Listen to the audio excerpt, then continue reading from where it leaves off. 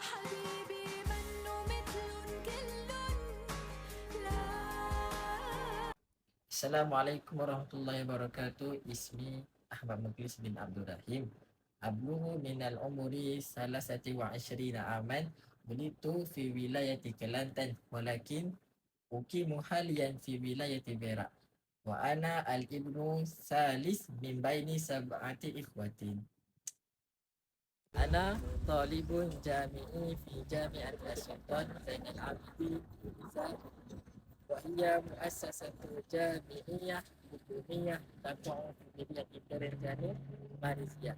وفي هذه الجامعة أواصل دراستي في مرحلة الإجازة الجامعية في تخصصي الذي اخترته وهو تطوير الأغذية الحلال.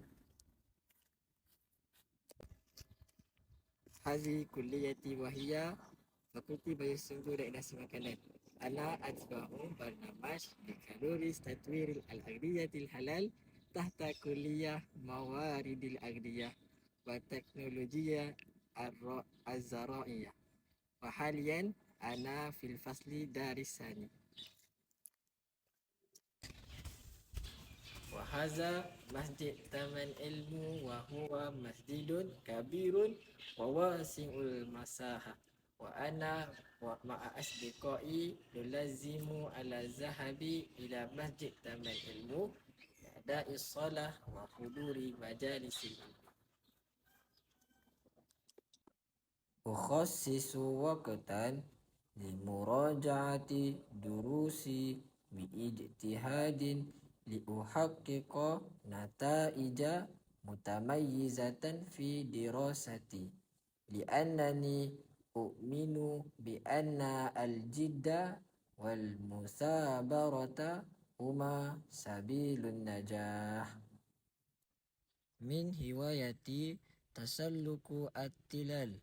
أحب هذا النشاط لأنه يمكنني من الاستمتاع بجمال الطبيعة واستنشاق الهواء النقي والمحافظة على الصحة.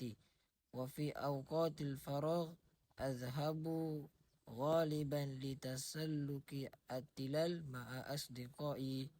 وأيضا سأذهب إلى النادي الرياضي لرفع الأوزان والمشي أو الجري على جهاز المشي التريدميل. وتساعدني هذه الأنشطة على المحافظة على لياقة البدنية وتقوية صحتي.